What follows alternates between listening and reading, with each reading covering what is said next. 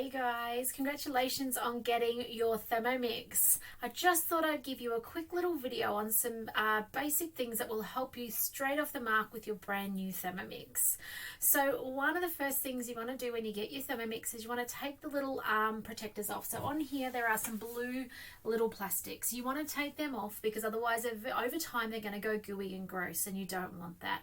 The other thing to remove is the screen protector, which you'll find a little thing on the side to pull that off. So please remove those things before we get started with your Thermomix. Otherwise they will get messy over time and your screen will become non-responsive and things like that. So please take the time to get those off your Thermomix. They're not going to actually protect, it's just there for transport so that it protects. So you've got that started.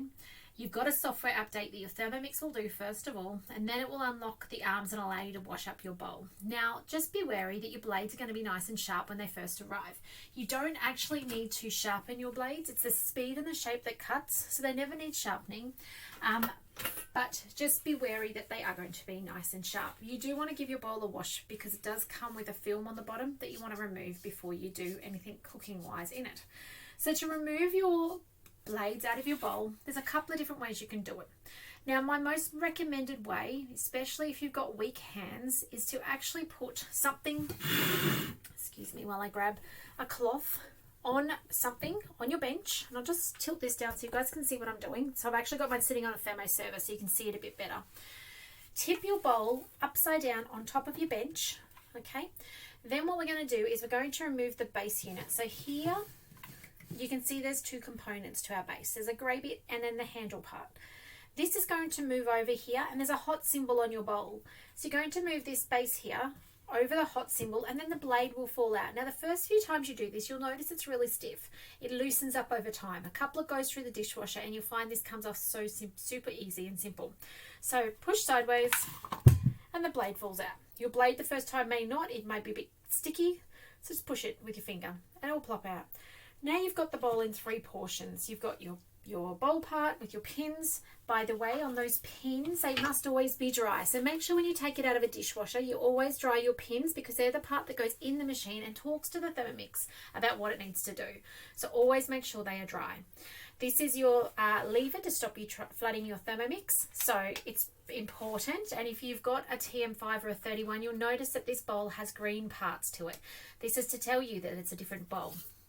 To put it back together then, put your base unit, so this bit here, you want to align it with your hot symbol. So you've got the hot symbol on the side of the handle. So you're going to put this base unit on the hot symbol side. And you can see there, not sure if you can see in the light very well, but you can see how it's offset. So there's my base and then there's my handle. So you can see that it's sideways. From here, we put our blade.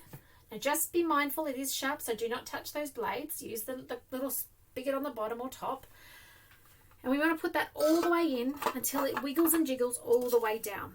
Now you'll know when that's in because as you twist the bottom to line it back up, it is stiff. And that means it's catching that in, and now when we give this top little bit of pull, it doesn't remove. If that pulls out, you've not locked it together properly. So that's your really first handy tip to know, is how to get your base off. So go back and watch that if you need to. Your next tip today is how to place your butterfly in your bowl. So your butterfly has a really low, slow speed. It's for aerating food. It is not made for doughs and things like that. So it's made for things like meringues and fruity dream ice creams, whipping up cream, that sort of stuff. It has a maximum speed of speed 4. It's actually marked on there. And there is a correct placement for it. And what you actually need to do is you need to look in your bowl and you need to find the high set of blades. Now the high set, I'm going to put my high set just for you guys so you can see. I'm going to put them in the, what's that called? The 12 and the 6 position at the moment. So you can see there's a set that does the top of the bowl and there's a set of blades that do the bottom. We're not going to find the bottom set because they're right down the bottom. What we are going to look for is we're going to either look for the peak at the end, so there's a peak that's sticking up there, or on the other side here, a knuckle.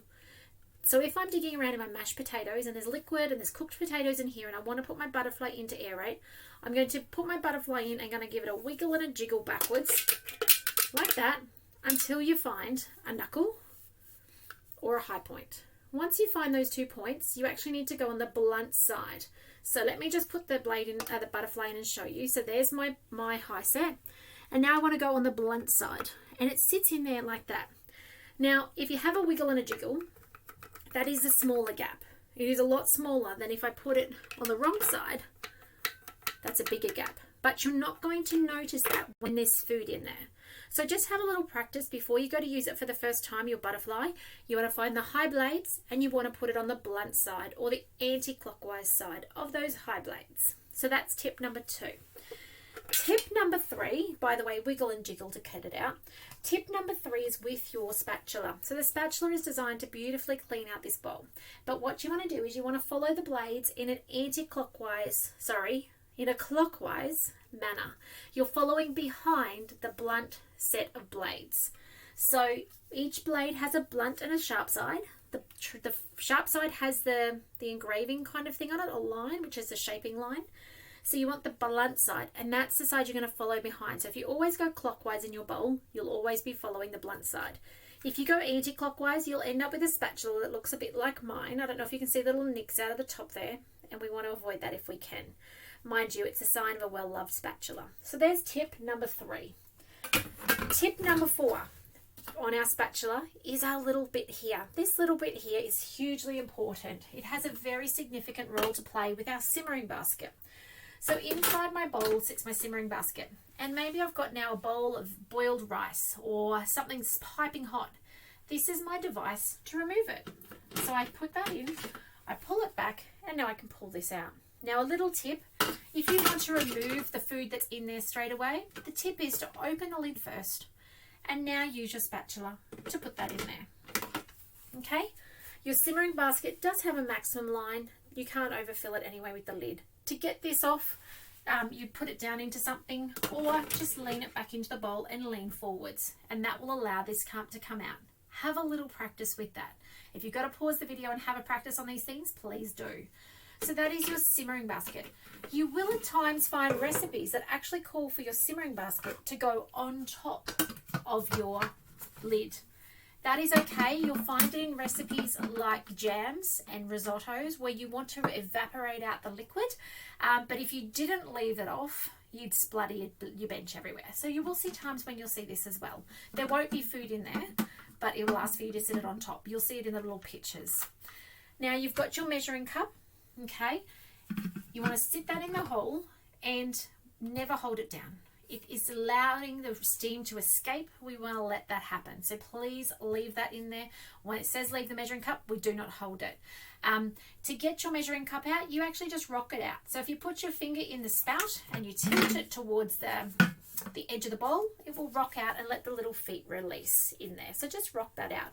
Remember when things are hot to always do the steam away from you. So when you're taking the lid off, steam away from you.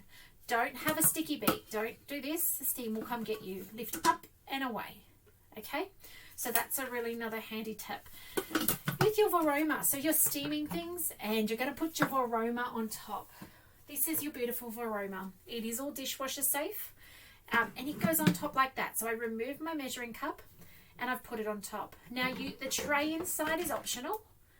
So if you're doing a layered dish where maybe you've got rice in your simmering basket inside, you might have some veggies up here, and on top you've got then your protein, and then you've got your lid.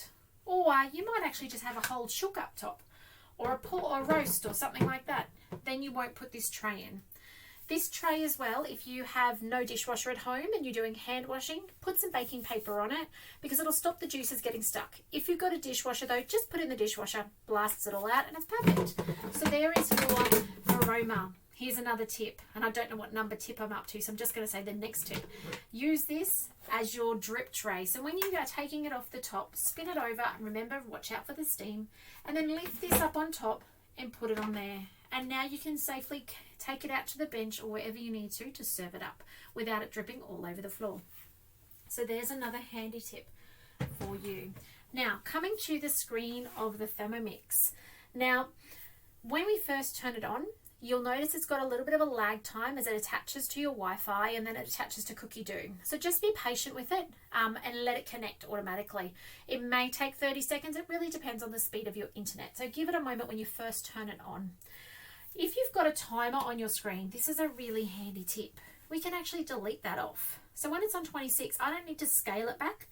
I can swipe it to the bottom and it'll take it back to 0. When I'm on this driving screen as well, by pushing the silver button, you can actually swap between the time, the temperature, and the speed. So if you've got gooey fingers or roast meat on them or something, you can just push the dial and it will change it through. Okay, scale it through for you as well. And remember as well, my very last tip today is if you're on another screen and you need to get home, at the very top of the screen, let me see if I can change my camera, you'll see a little house.